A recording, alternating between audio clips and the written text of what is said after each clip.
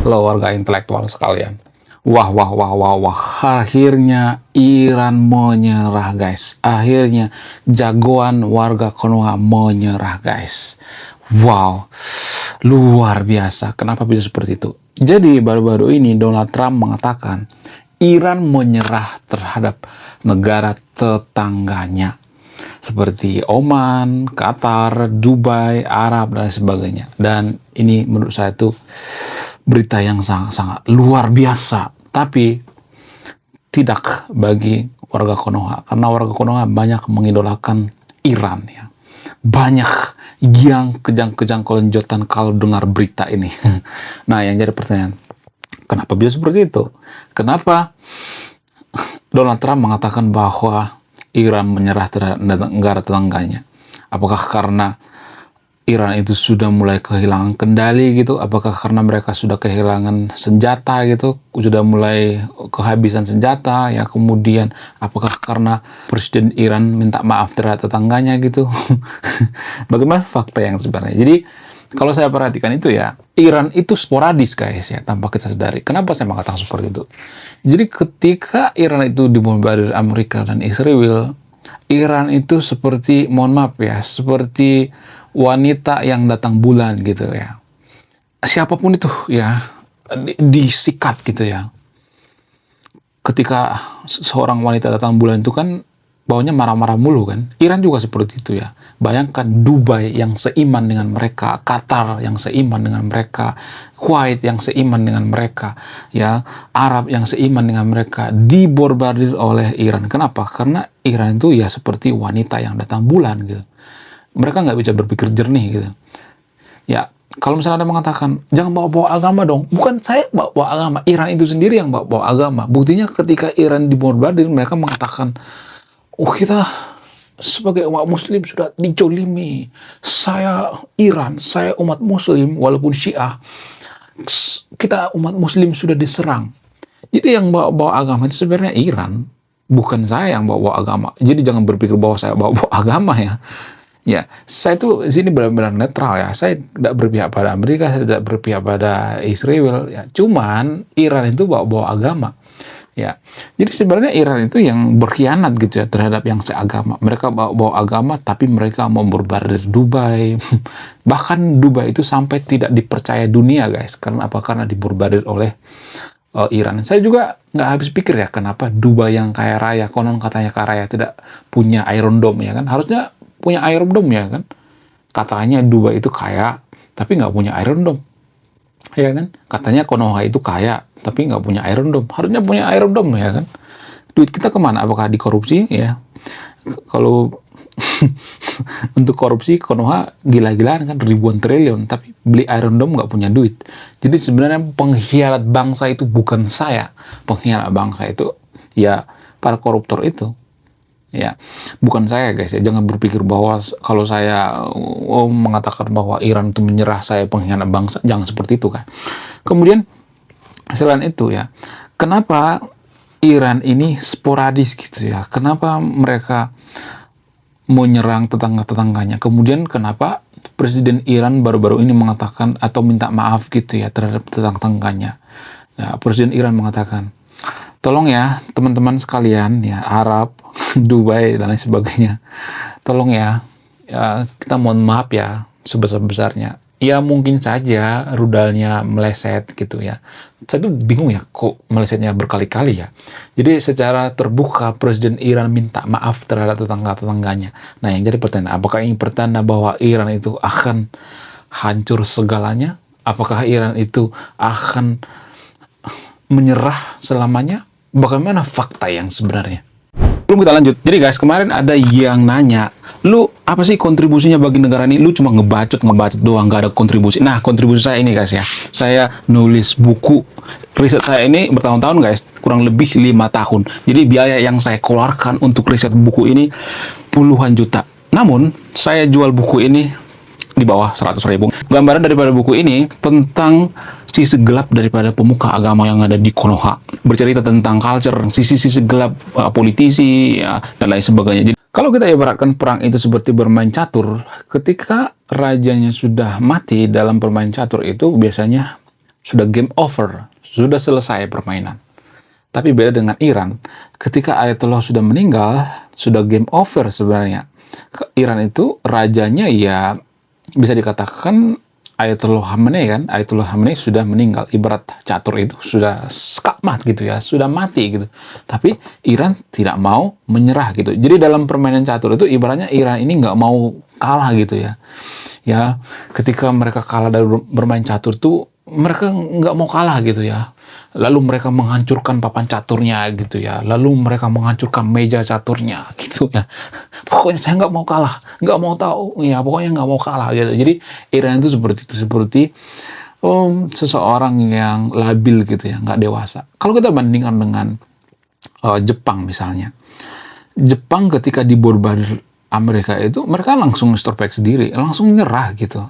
Ya, kenapa bisa seperti itu? Apa alasannya? Ya karena Jepang itu tidak mau ya kaisarnya sampai meninggal gitu ya. Mereka berpikir rasional gitu. Itulah bedanya, mohon maaf ya, orang yang mabuk agama dengan orang yang tidak mabuk agama. Jadi kalau kita bandingkan dengan Jepang, ketika Iran itu dibombardir, mereka bawa-bawa agama gitu.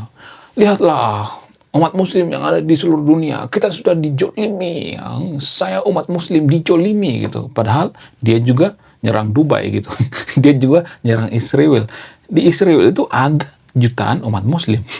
Jadi sebenarnya yang licik itu adalah Iran tanpa kita sadari. Dia bawa-bawa agama demi kepentingan nasionalnya gitu. Demi menguasai Timur Tengah. Jadi kalau kita bandingkan dengan Jepang misalnya. Ketika Jepang dibombardir, nggak pernah tuh Jepang mengatakan, lihatlah seluruh dunia saya sudah dijolimi ya.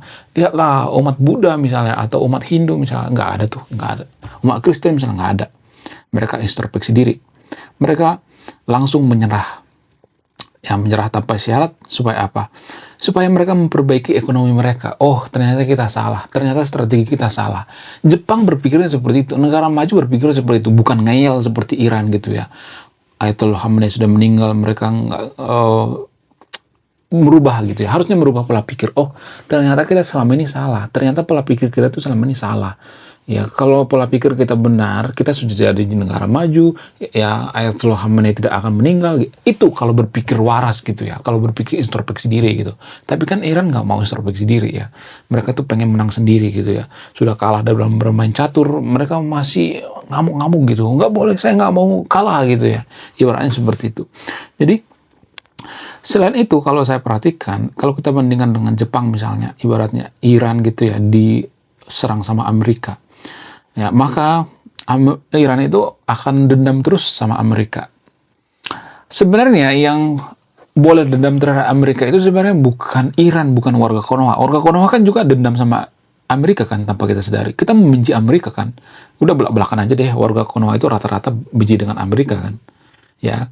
Kenapa bisa seperti itu? Kenapa? Karena Amerika itu mau invasi Irak zaman dulu kan. Kemudian Amerika itu ya seperti berani banget gitu ya menginvasi negara-negara Timur Tengah, Afghanistan, ya kemudian Gaddafi dan sebagainya. Ada sejarah masa lalu lah gitu ya. Tapi sebenarnya kalau boleh jujur, yang berhak membenci Amerika itu adalah Jepang.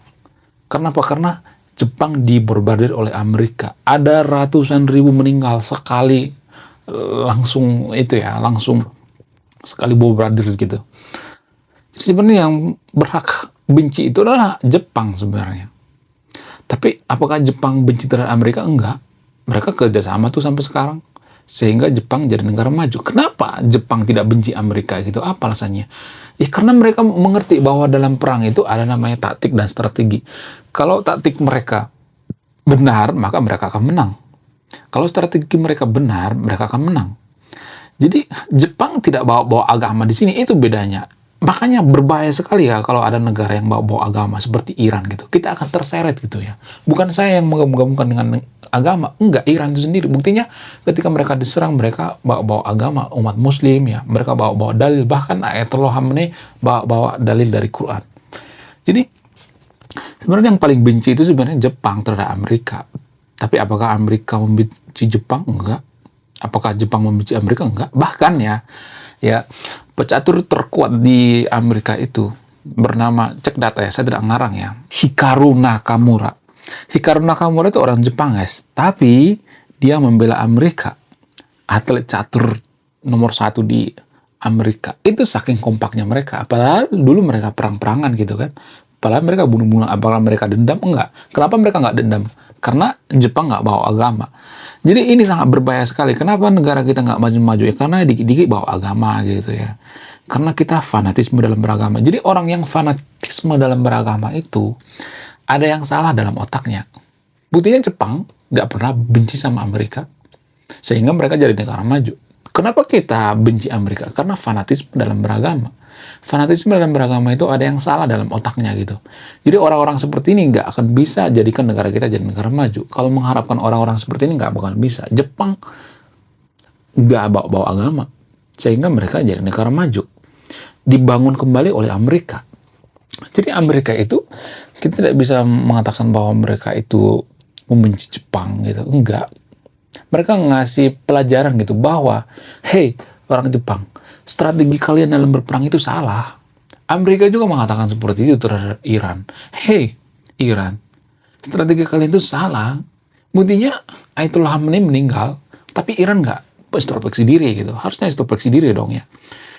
Jadi, kalau saya perhatikan sekarang ini Iran nggak nyerah gitu ya, kemudian Iran menggunakan strategi baru gitu. Apa tuh strategi baru sekarang ini? Strategi baru daripada Iran itu adalah Iran tidak menunjuk siapa pengganti daripada Ayatollah Khamenei. Kenapa? Kalau ada yang berani-berani ya menggantikan Ayatollah Khamenei, maka akan dirudal oleh Amerika, akan dirudal oleh Israel, akan ditarget. Sehingga mereka mengganti strateginya, merahasiakan siapa pemimpin mereka. Ya, lagian Ayatollah Khamenei sudah meninggal kan, harusnya udah deh ya, nggak usah banyak bacot deh ya, udah langsung aja gitu ya, langsung menyerah gitu ya, ganti strategi gitu ya, ganti pola pikir gitu ya. Oh ternyata selama ini kita berpikirnya salah gitu. Ya itu menurut saya pribadi. Menurut kalian gimana? Coba tulis di kolom komentar ya. Kemudian bagaimana dengan Konoha? Kenapa Konoha itu membela mati-matian Iran gitu? Apa alasannya? Ada banyak faktor ya. Alasan yang pertama itu karena Iran dan Konoha itu punya musuh yang sama, yaitu Amerika dan Israel. Kemudian karena seiman ya. Bukan berarti saya bawa-bawa agama di sini ya. Justru yang bawa-bawa agama itu Iran itu sendiri. Karena mereka bawa dalil gitu. Menyerang Israel, mereka bawa dalil. Bahkan menunjukkan rudal, mereka baca Quran tuh. Jadi yang bawa agama itu ya Iran itu sendiri, bukan kita gitu. Kemudian kita terseret gitu ya, warga Konoha itu terseret ya dengan teknik manipulatif daripada Iran itu sendiri. Kalau misalnya Iran itu menang gitu ya, Iran itu berhasil membunuh Netanyahu misalnya, Iran itu jadi penguasa di Timur Tengah, apakah berdampak sama Indonesia? No, nggak akan berdampak. Apakah kita ditolong sama Iran? No. Apakah Iran peduli dengan orang miskin yang ada di Indonesia? No. Apakah orang Iran itu peduli dengan pengemis-pengemis yang ada di Konoha? No. Apakah orang Iran itu peduli dengan SDM kita? No. Nggak peduli. Apakah mereka peduli dengan korupsi yang ada di Konoha? Enggak. Mereka lebih peduli dengan kepentingan nasional mereka.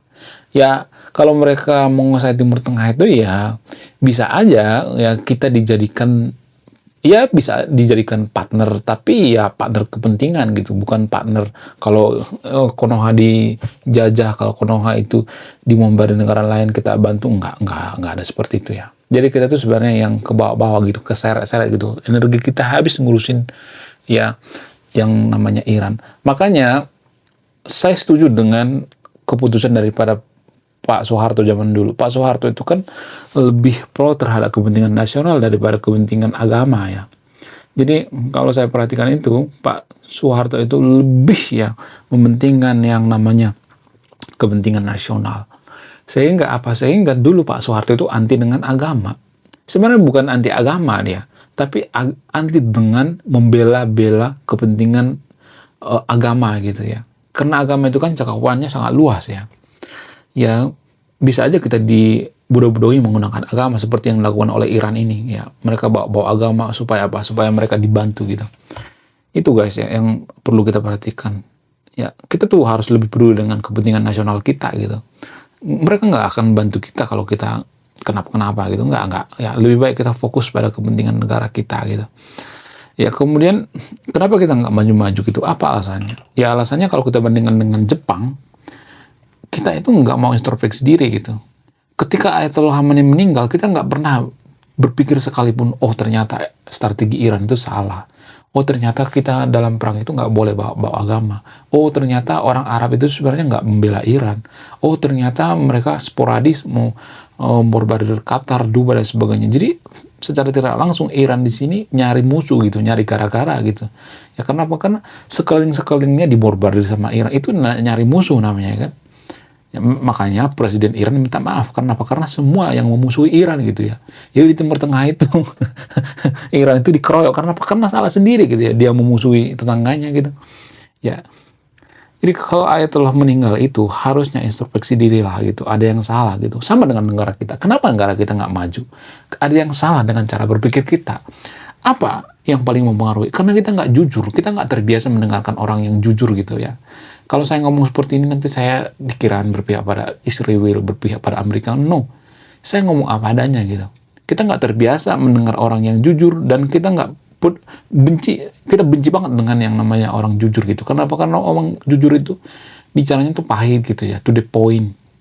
Kita lebih mendengarkan orang yang penuh dengan gula-gula gitu ya, penuh dengan hoax gitu ya, tapi menyenangkan ya. Kalau saya nyari review, saya akan mengutuk Israel gitu. Saya akan mengutuk Amerika. Jangan berpikir bahwa saya nyari view. Ya, kalau saya rasional gitu nyari view, ya saya lebih berpihak pada Iran karena pendukung Iran banyak di Konoha. View-nya jutaan guys. Kalau saya mengutuk Amerika gitu, mengutuk Israel gitu. Tapi saya nggak mau seperti itu. Saya benar-benar netral gitu ya. Jangan berpikir bahwa saya nyari view. Kalau saya nyari view itu ya cukup saya ngata-ngatain Israel. Pasti banyak tuh nanti view-nya. Ya, tanpa kita sadari ya. Jadi kalau nyari view saya berpihak gitu, berpihak pada Iran gitu. Jadi konten kreator di Konoha itu ya rata-rata seperti itu. Mereka nggak mau ngelawan arus. Hanya 1-2 orang yang ngelawan arus, itu pun nggak terlalu jujur kalau saya perhatikan. Guru Gembul lumayan lah ya, melawan arus ya. Tapi nggak terlalu jujur amat. Dia juga mengidolakan Ayatollah Khamenei. Ketika Ayatollah Khamenei meninggal, dia juga merasa kehilangan kok kalau saya perhatikan. Ya, merasa bahwa jagoannya meninggal gitu. Ya, kalau misalnya Netanyahu meninggal, Ayatollah meninggal, apakah itu berpengaruh pada negara kita? No, nggak berpengaruh ya. Lebih baik kita fokus pada negara kita ya. Oke, sekian video ini. Terima kasih sudah menonton. Saya kaum intelektual, salam rasional.